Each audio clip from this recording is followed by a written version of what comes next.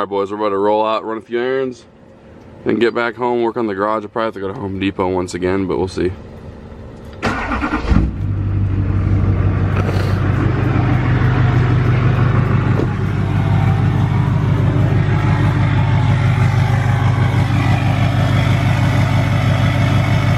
What is up guys, welcome to the channel. Before I get started, I want to show you guys something real quick, and I want you guys to help me make a decision on this.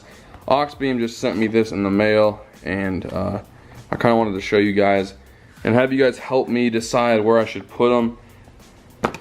They're pretty cool. They're little pods, and they're not like your traditional, you know, just square pods. These actually have little side lights as well. So I'm really curious to see how bright these are. I'm sure they're pretty bright, but yeah, Oxbeam sent me these. Let me know where you guys want to see them, whether it's on the truck, where at on the truck. Do you want me to drill them to the hood of the Corvette, on the roof? Let me know in the comments. Maybe I'll put them on the four-wheeler, maybe underneath the front bumper of the truck. We'll see. Let me know in the comments, and then I'll do a video installing these and do a, you know, step-by-step process on how to install these. Pretty easy to install, I'm sure, but yeah, let me know guys. Alright boys, I'm not going to show you the whole garage just yet, but as you can see, let me get a light on real quick. I still got to do another coat on these walls here, but as you can see, this wall is pretty much done. There's some spots I do need to touch up and kind of go back over, because I was doing it at night, so you can't really see how well the paint covered, and my current lighting in here is not the best. I got new lights going in here soon. I don't know why it's not focusing. But this is the color I went with. I'm gonna be painting the trim down there like a bright white, pretty much. I'm not gonna show you the design just yet on the floor. This wall is not quite done yet, but I'm gonna finish that up tonight. And I'm sorry about not posting really often. This has kind of been my focus right now. I want to get this done, and it will better the channel, so that's kind of why. I will get back to a real schedule here soon. I'm going to try to do a Monday, Wednesday, Friday upload schedule.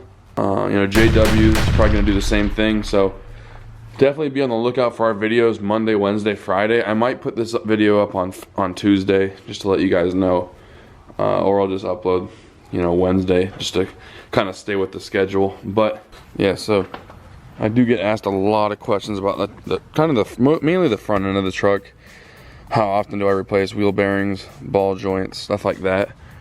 And and also people ask me how expensive it is to run a truck like this on a, you know, regular basis, you know, as a daily driver. And so I figured I'd answer questions like that right now in this video and show you guys kind of how I check all this stuff, you know, the just kind of precautionary checkups on the front end, make sure everything's tight up front. Alright guys, so when I do checkups on the front end, I use a floor jack. What you're going to want to do is you're going to want to jack up on the lower control arm, because if you don't jack up there and you jack up, like say on like a cross member or a front differential, and obviously this is for IFS trucks, but if you jack up on any of those pieces, you know, like I said, cross member, differential, other things like that, your front end will still have a lot of tension in it. You'll have a lot of binding, and so it'll kind of give you that false sense of, you know, a good wheel bearing or good ball joint. You wanna lift the tire off the ground like I'm doing right now. Check each side one at a time, and that way you kind of keep the suspension loaded, and you know, everything isn't binded up. So you know, you don't want that. Because I know people that they'll lift from a cross member, lift the whole truck up, and then they'll check the wheel bearings and they feel perfect. It's because everything's binded up and locked up. So as you can see, the tire's off the ground. And what you're gonna want to do next is you're gonna take like either a big crowbar, 2x4, whatever. You're gonna try to get underneath the tire, and you're gonna try to wiggle back and forth. I'm gonna see if I can find the tool I usually use, but I'll show you guys real quick. Alright, so I use this. You don't want to do it too hard because you don't want to puncture anything, which you probably won't, but what you're gonna want to do is just kind of wiggle it back and forth. And like, as you can tell, The only thing that's moving right now is the tire. Like, the wheel is not moving, so I'm just flexing the tire really, which is a good sign, because you don't really see the wheel moving. You kind of hear it knocking back and forth if there's some play in it. But you also want to check your ball joint. If your ball joints, and they're all dirty because I just re-greased them, you want to see if there's any movement in that as well. As you can see, there's nothing. I mean, they're pretty new, but this is kind of the routine checks I do, just kind of preventative maintenance. This can really save you. And as you can see, probably wouldn't. See, I mean, there's no play. I don't know how much you can tell on camera, but there's no play in the front end here. You know, when I'm checking over things, I'm looking for blown out boots, stuff like that. I'm probably gonna do a new tie rod end. As you can see, it's got some grease leaking out of it. I think it might have a little hole in it or something, but I'm gonna order a new tie rod end there here soon. Ball joints seem good. I mean, they're fairly new, so don't expect to run through ball joints and wheel bearings fast. I know a lot of people say you can run through them every month, but that definitely should not happen. If you put good wheel bearings, good ball joints, stuff like that, and you know your front end geometry is pretty good, then there's no reason you should be running through stuff like that unless you're just beating the hell out of it off-road. Pretty easy. When I changed them last, the wheel bearings had slight play in them. Like, I think this one had the most, and this one I don't think had any really, but I just replaced them both anyways, just to be safe. So I'm gonna go ahead, drop it down, and then I'm gonna do the other side real quick.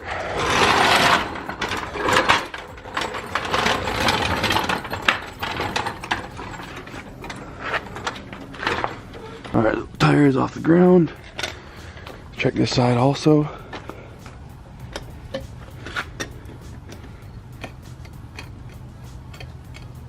As you can see, the only thing moving is the actual tire, just because I'm flexing it. There's no movement in the ball joints or anything either. The boot on that tie rod's good. I believe the only thing I need to really replace on these things is the other tie rod, the driver's side tie rod, and just the inner boot there is the one that has the issue. But other than that, as you can see, everything's pretty tight like it needs to be. This is the other question people ask me as far as yearly maintenance go. So obviously, if you had to replace these every year, which I don't, I never had that issue. So yearly maintenance cost on this truck, not bad at all. You're gonna have to replace wheel bearings and ball joints a little faster than any other truck, but you know, it's not like it's every other month you're putting ball joints and wheel bearings in this thing. It's, you know, it's not too bad.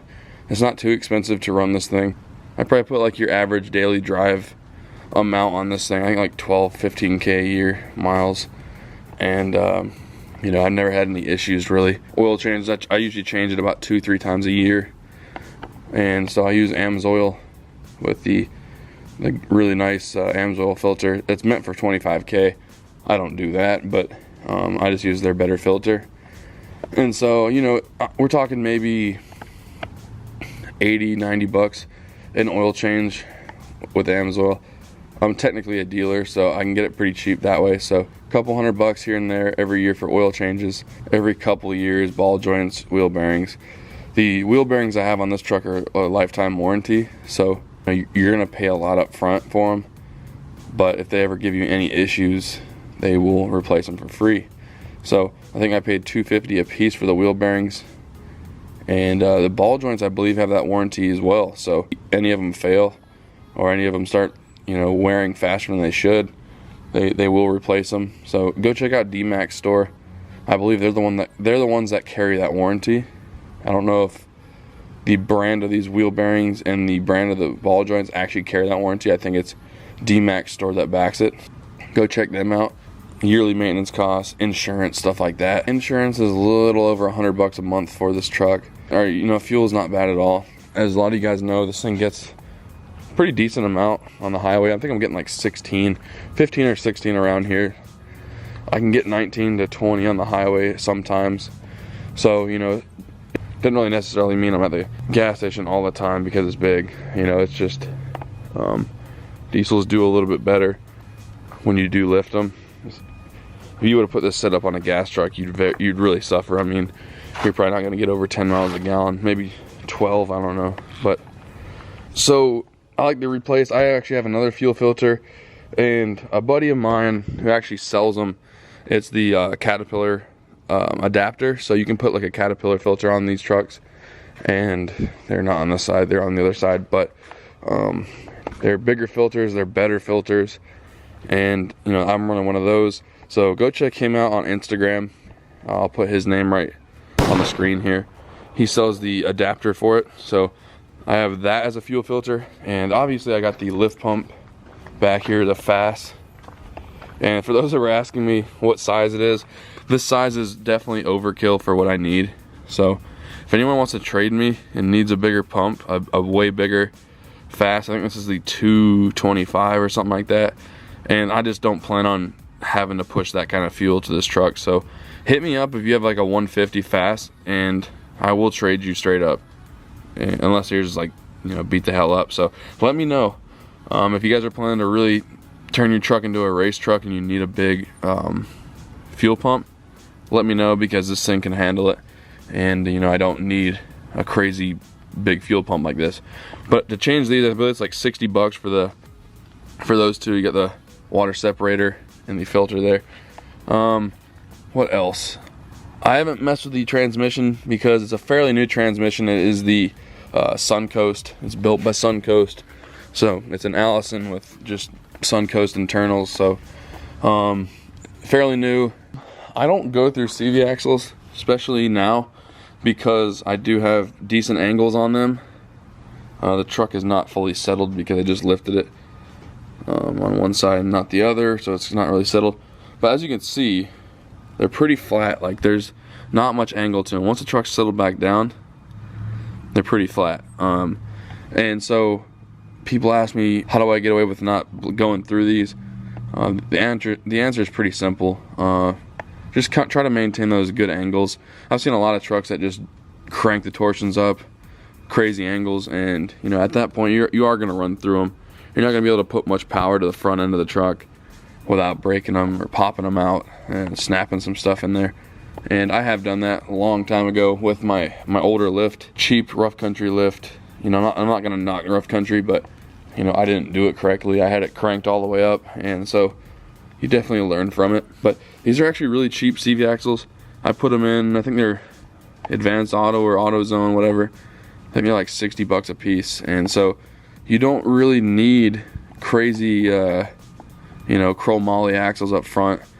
I know a lot of people that, and I've mentioned this in other videos, I know a lot of people that have race trucks and they don't put any crazy expensive CV axles in there because, you know, if you can keep them pretty level, you more than likely won't have issues. Maybe after a few launches you will, but you know, it's really all about keeping these good angles up front. Obviously the big wheels and tires will cause a lot more stress to, you know, lower upper ball joints, tie rods, wheel bearings, but you know, those CVs seem to hold up pretty well if kept at a decent enough angle. Alright guys, so I'm gonna go and show you guys kind of what I like to buy yearly on Google here. I don't know what the hell that is. So I'll do the Fass filter, and this is kind of just, I'm not going to go to the exact one, but I do know how much it is. So obviously I do both of them. So 50 or 60 bucks, like I said. It was kind of a guess, but I think it is around there. You can get the combination. So it's 32 for this one. So you're looking at 71. That's with the you know, transmission filter also. So 70 bucks on those filters. You can get the cat filter, I believe. Let me see what we got.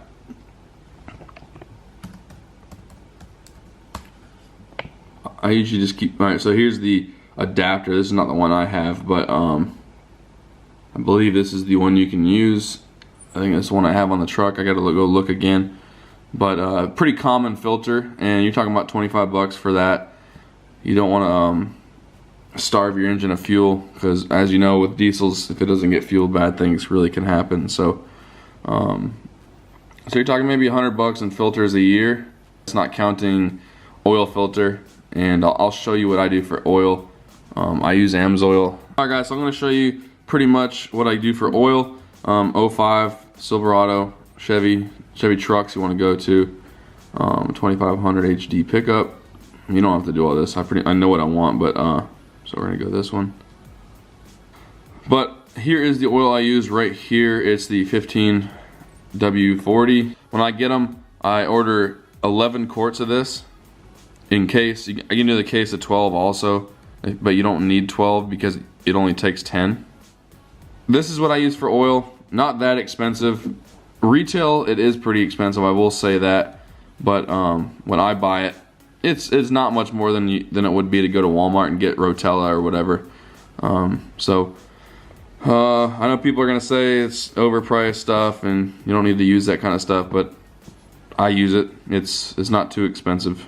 So all right, so all in all, you know, oil is around $80 after the discount and all that. So $80 oil filter. I do about 2-3 times a year, depending on how much I drive. So you're talking $160 to, you know, $250 a year in oil. $100 for pretty much the fuel filters. So you're in that 300 range, mid 300 range, and doing that kind of stuff. But like I said out there, I don't replace ball joints and wheel bearings every year, and if I did, they're covered under warranty, luckily. So there's not any extra there. Fuel, I don't really know if you guys need to hear like a fuel cost, but you know, it's like your average truck to me. I mean, I don't burn through fuel like you'd think. You know, being that it is diesel, it does pretty well on fuel. So pretty average number there, I would say. Insurance, like I said outside, is a little over $100 a month, which ain't too bad considering. We hit 9,000 yesterday, and so we're about to hit 9,100.